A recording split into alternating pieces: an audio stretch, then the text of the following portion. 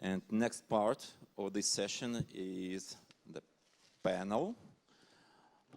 This panel will be was prepared by Leslie Carr, SF Mix, and smaller IXPs will right now show her money.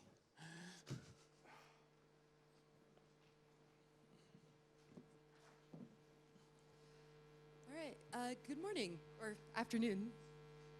All right, so today we have a panel focusing on smaller internet exchanges, and most importantly, not using the pointer correctly. Is this the big green one?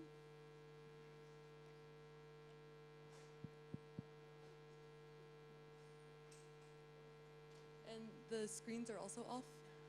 Oh, technical difficulties. These always happen.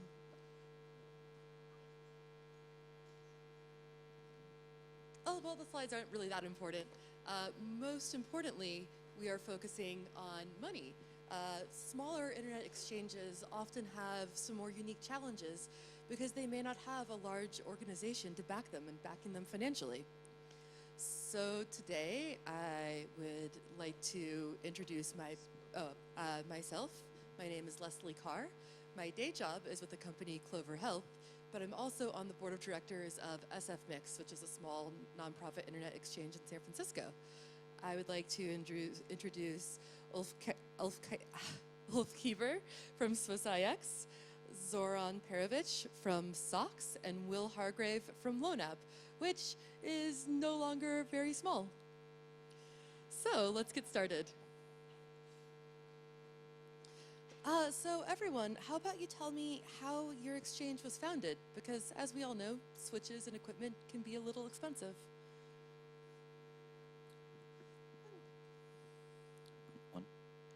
Well, actually, this is kind of an interesting question because LoanApp was started, I was still at school in the late 90s because the organization is 20 years old. Yeah, it was started in the usual way internet exchanges start, and it's not very expensive. The primary resource is coffee and getting people around a table to discuss starting an internet exchange, and someone finds a small switch. And our growth since then has been organic, so I guess I wasn't involved in the start, and that's really the information I have.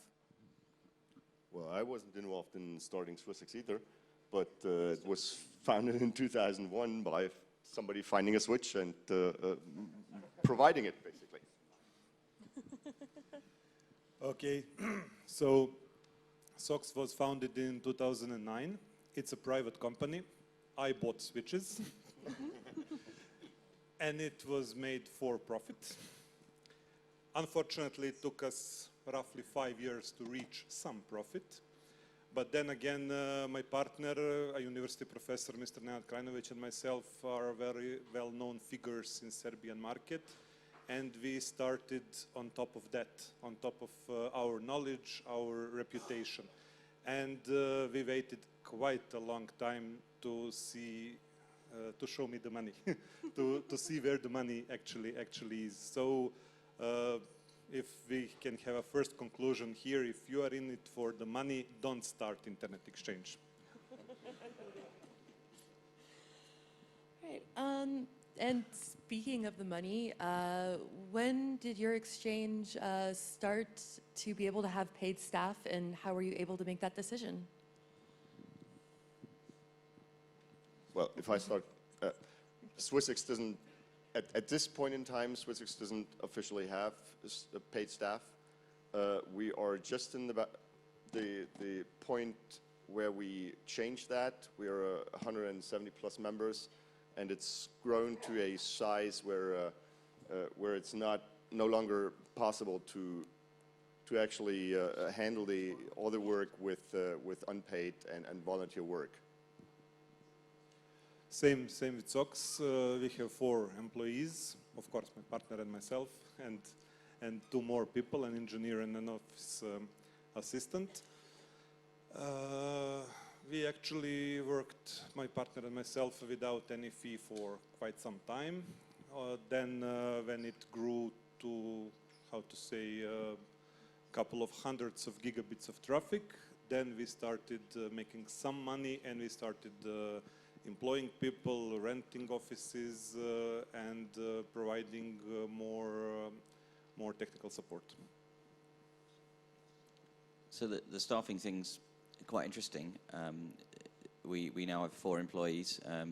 We've had our first employee maybe 4 or 5 years ago. And you think about the first person you want to employ, and you might think, oh, we need a network engineer because this is a technical facility. But actually, the first person we employed was an administrator, because we realized that there's lots of people who want to run switches, but it's strangely enough, people don't really like the idea of printing out 200 invoices and putting them in envelopes and sending them places. It's checking people have paid, all this sort of diligent work. So we actually, our first employee was someone to work part-time to do our administration. And we've been able to grow since then with adding technical and managerial staff. It's a very good point about all of the administration. There's a surprising amount of not trivial, but non-technical work involved in running exchanges. You know, so, okay, thanks. All right. Here we go. Now you can know who we are. Yeah, so, speaking of that, you know, port fees have been a sort of hot topic recently amongst many communities. How did you decide how much to start charging, and have you had any big issues with that? So originally, when LonApp started, we had this £2,000 a year membership fee, and you just paid to be a member, and you could take whatever ports you wanted. And obviously, that doesn't really scale. It's when you're a small internet exchange and you have some gig ports and stuff, well, fine. So yeah, at some point we had to start charging per port and charging more money for 10 gigs, and putting up prices is almost unheard of in this industry and kind of shocks people. But as long as the pricing is fair, people do not object too much. Did you have any members leave when you had to increase prices? No, we had someone downgrade, which is quite bizarre, but I guess if you have a 10 gig port and it has 200 megs of traffic on it, then you could downgrade if you're feeling cheap. That was quite a long time ago now. There is some natural turnover as well in acquisitions and people leaving, so it's difficult to attribute. We find that cost is not a major factor. Once you're on the exchange, people tend to stay. It's somewhat likewise at SwissX. At some points you have to realize that hardware has a hardware life cycle and needs to be replaced after some time. And it doesn't survive forever. So you have to have a sustainable business model, so you can actually at some point in time change your hardware and buy new hardware. And if you don't charge for the ports, then that doesn't work. Okay, in SOX, since it's a private company, we had everything: business plan, we had price list. First we install switches, then we install monitoring system, then we install S-Flow, then we put price list on our website. Then we asked customers to connect. Then nobody would connect. Then we were giving like 6 months for free, then a year for free. So it's a little bit chicken and egg situation. You cannot have more customers until you have big CDNs. CDNs would not come if you don't have operators. Operators do not want to peer with their competitors on the market, etc., etc. But eventually, and I will probably say that a number of times today, communication, collaboration, cooperation is what actually makes a good IXP. So we spent really a lot of time explaining, talking, persuading, and eventually price is not the issue. Somebody complained that we are too expensive, but then again we don't have the scale of Lynx, DES6, AM6. We don't have low cost like university-based IXPs. We are a private company. We pay for everything, for each and every collocation, each and every switch we have to upgrade, for dark fiber. We even put 5 POPs in Belgrade in order to be closer to our customers. And all of that cost money. Now, 8 years later, I can honestly say that we only needed 2 POPs. But at the beginning, we didn't know that. So we had to invest. And again, we are not in this for the money. Well, the first issue a community-based association has is probably not the business plan. If you have a community-based association and do an exchange point, you don't start with a business plan. You start with a switch and start with the infrastructure and the techniques. And of course, then there is the benchmark of all the IXPs in the region or in Europe or even worldwide. So our customers always compare our prices with prices of other IXPs. Cool. Well, I really want to make sure this is a conversation with the entire community. So could we get the lights up? And I would love to have any of your questions. How about we have the moderators, though, do the... Hello, Maxim Tulev, NetAssist.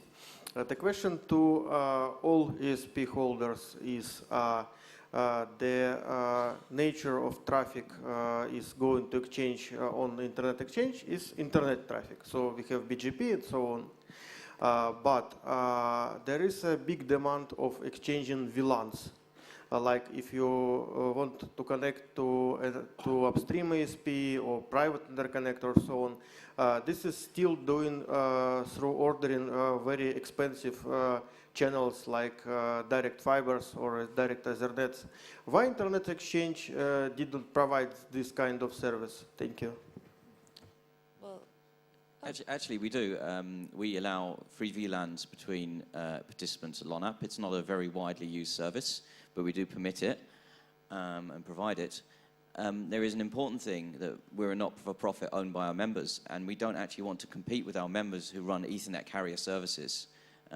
It may be difficult in your market to get Ethernet services, but say in London this is really simple, and I could name like 5 or 10 different people that would do you a very reasonably priced set of services. So there is an element that we don't want to provide really generic, cheap Ethernet carrier services because it would compete with our members, and we could do this very easily, and that's not fair. Same here. We don't want to compete with our own members and with our own sponsors. So, but in the end, we do to some extent provide P&Is between members if they really want that and ask for that. So the question is why it's not so developed service? Why it's not so common service? What's the main problem? Thank you. It's based on member request. I can tell you our experience. We provided private VLANs from day 0. So nobody complained that it is competing, but nobody used it to connect to upstream provider. Then only recently we saw the boom in request for private VLAN, mainly due to TV channel distribution or maybe some voice over IP interconnection on SIP, on IP. So out of 200 gigs of traffic, maybe a couple of hundreds of megabits are actually in private VLANs, and usually it's for TV channels. And I can't speak for everyone, but in our case for SF Mix, several of our locations are donated, and we can't compete with the donor of our space and power because they're a data center provider who also sells cross connects. And I think there are several community IXs in that same situation, as well as the no member competition. Okay. Please. Okay, Leslie, thank you very much. Name and affiliation. Alexander Savnin, OpenNet. And all your colleagues are mostly from Europe, so we have experience only from one continent. But could you answer your questions yourself about American experience? Oh, sure. Is Matt Peterson here actually, since he is the founder of SF Mix? He would be able to answer this better. No, all right. Well, SF Mix was started about 10 years ago. There was a data center which had no internet exchanges whatsoever. So basically, Matt asked if he could put in a switch, and there you go. We have no paid staff. It is something that many days I wish that we did, especially since we all have day jobs as well to pay the rent. San Francisco is a little pricey, you may have heard. And we just started charging now, basically because Matt and his co-founder had spent a significant amount of their own personal money to run an exchange for 10 years. You know, first there were donated switches, but then switches died, they had to be replaced. Sometimes you sort of get tired of the hand-me-down where only half the ports work. You would really like to have a switch that you can monitor the interfaces, things like that. And so we felt like it was only fair to repay the founders as well as be able to have enough money to make a sustainable future. And we did, some members paid no problem, and a few members left, and some other members sort of keep forgetting to pay the bill. Okay. Thank you very much. More questions, please. In the back. Oh, yeah, please. Hi, Blake with Zayo. Thanks for putting this together. Very helpful. Speaking as a large multinational carrier, the things that I look at when I'm putting together a list of exchanges I'm going to try to connect to is I'm basically forced to look at two things. One of them is the amount of OpEx that it's going to cost me, and the other is the amount of value that connecting to this exchange is going to provide for me. And the short list of that is quite simply, what can I do with this? Am I allowed to do private transit sales? Am I allowed to have private VLANs/closed user groups? Is there an SLA? And some of the other things I could mention is perhaps a more flexible payment model might actually help companies like Zayo, for example. They are laser focused on reducing OpEx all over the place, and if I could buy toilet paper with an IRU, I would. And another suggestion is, as a provider of co-location, if it was maybe easier for me to understand what it would require for an exchange to put a node into one of my colos and what your requirements are there, that would also make it easier for me to move forward with that sort of thing. Thanks. Okay, let me take that one. For example, we have 5 nodes in Belgrade. 2 of them are bigger, where we keep our switches and our servers, and it is running roughly 1 rack space with 3.5, 4.5 kilowatts. Other smaller pops are just 1-2 switches, and it's like 200 watts. So leasing fiber between those pops is actually something that should be taken into account. Well, from our side, most of the fiber we use is actually sponsored by 1 or 2 members. So I don't really have a need for additional fibers right now. In terms of the co-location space and thinking, it's quite an in-depth topic actually, as an internet exchange operator, thinking about when you might expand into new co-location facilities and what the opportunities are. Obviously, for a data center operator, it provides you with a good advantage to have an internet exchange or 1 or more internet exchanges in your data center. But when I look at them, I'm really interested in the kinds of customers that you're looking to attract into the data center, because if your space is filled up with people who don't have AS numbers, then I can't give them anything. So we can all shake hands and cuddle, and I can put a switch in your data center, but it's not going to help anyone. So I suppose my response to that query is I'm really looking at what you plan and what you want to achieve from the data center space you're selling. Will it become a true interconnection site, a true nexus of interconnection? Because that's where the internet exchange could be useful. Okay, colleagues. Any more questions? We have time. While waiting for another question, just to come back to did we lose any customers? Never, not even one. So we were only growing, and customers, for some reason, once they connect to Internet Exchange, very rarely go away, very rarely. This is our experience as well. The major reason why people leave is because companies merge. Mergers are, and yes, it's sort of sad to see a network go away, but that's nearly always actually consolidation, and the traffic still stays on the exchange. We just see members merge. Well, we have seen a downgrade when we introduced port fees 3 years ago, but we haven't really seen people leave. So, Any other questions? If there are no questions, I'll have one. Would you recommend people to start a community exchange, and what would you recommend to those people who are thinking about that? I love community exchanges. I basically devote my life to running a not-for-profit, and I'm not going to sell on. It's not mine to sell. I'm not going to get rich off this and get a new car, or even a new house, or anything like that. Well, if you are an operator or similar in a city and there is no internet exchange there, you might consider if you need one. And the way to do that is to get interested parties around a table in the pub or in coffee or whatever your local method of social interaction is. Get people talking. The first thing is to get people wanting to achieve this and working together to exchange traffic. The technical stuff comes later, really. So communication, collaboration, cooperation. I cannot thank enough to Mr. Martin. Martin, hi.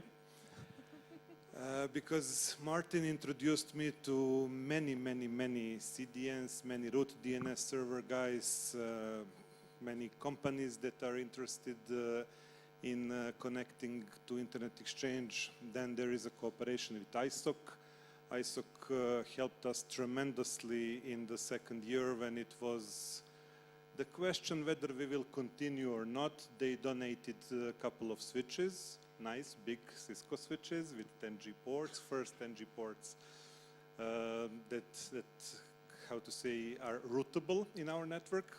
Before that it was just switches.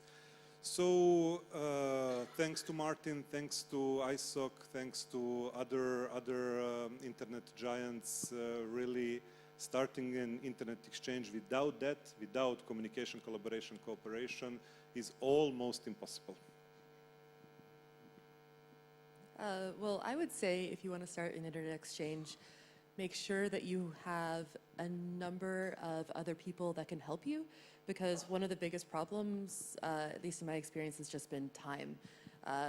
So if you have other people, or if you have a very accommodating day job as well, because it takes time. Yeah, and it's actually a lot more work than just the configuring the switchboard. I mean, that's a tiny little part of the whole business. Okay, and we have a question over there. Filiz Yılmaz, Akamai Technologies. I have two questions. I'm sorry, but we have time, right? So first one is, there seems to be some trend towards a lot of OTT services for many exchanges around nowadays that are beyond the core internet exchange services as we know about them. First of all, do you think this is helpful towards the industry in itself, or does it have any adverse effect towards the costs and etc.? And the second one is, how do you also see the saturation level of IXs? Because now we have, compared to old days, now we have a lot. Do you think there will be a saturation level at some point that not every IX will find enough business, even if they are technically good and able to provide? Thank you. Okay, let me take on OTT. Yes, we see growth of traffic mainly because of OTT providers. Not huge. For example, in Serbia, Netflix is not so popular. It's not localized services, and we see traffic growing every day. Not huge, maybe some 30% year on year, but yes, it is influencing positively amount of traffic in the exchange. We started with 10G switches from the day one, so we just upgraded, and we will not have any issue until we need to upgrade to 100 gig. Second question was, sorry? Saturation issue. Yeah. For example, we don't see saturation yet. It's slowed down, but not saturated. I think America is a little more unique of an exchange market because it's dominated by a large commercial provider who can be quite expensive, honestly. And so I feel like there's a very important role for community and nonprofit exchanges because I think it can help drive the cost down for everyone and allow local ISPs who are running on more of a budget to still be able to get a lot of the benefits of peering. Of course, now we're starting to see in some cases where multiple nonprofits are going into the same market, which is interesting. I feel like giving an answer in that case is just, is a very dangerous thing, right? It would be nice maybe if there was some more conversations between exchange providers if many of them want to go into a market so that there's not a duplication of efforts. I think actually, I'll jump in here, the problem with internet exchange providers is they don't actually want to talk to each other, especially in America, because that's anti-competition law, and that's the kind of thing they put you in prison for 20 years for. So certainly if I have no intention of moving to another market, but if I was, I'd be very worried about any form of, we seem to be doing any form of collusion. It's a major concern. If I can answer Felice's questions. Saturation, well, LonApp is in London. London is one of the largest interconnection cities in the world. So London can certainly bear more than one internet exchange. Quite what happens around the rest of the country is sort of unproven, and really that depends on the architectures that other people have decided for their networks. So I don't think we're saturated yet. I think your first question was about other services the internet exchange can provide. Yeah. We have 180 members who provide all kinds of services, and this perhaps goes back to my earlier point about competing with them. I would never want to have, say, a transport product between cities or something like that. That's like, we have plenty of members you can buy that from. But then there are some good of the internet projects that internet exchanges can do, and I'm very pleased to be a part of those, but not major commercial efforts because it just increases the risk, and we're not here for that. We're here for one purpose, really. All right, and I believe we are out of time. Yeah, we're out of time. Yep. Can we take the web question? Yeah, we have a question from chat, and probably that's the last one. Green button. I'm Michela from Ripe NCC. I'm doing the chat monitoring, so I have a question, but I don't know his name. I'm waiting still for him to tell me, or her. Donald O. Dubir, podomere.com, is asking, should university students try to build their own uni-to-uni IXPs? I would say no. Instead, volunteer to help your local community exchange. That will make a lot of IXPs. Yep. IXPs are quite boring, really. It's just some switches, and most of the work is actually going out and talking to people. I recommend doing that. I second that. Okay. Great. So big applause for our panelists. So thank you very much.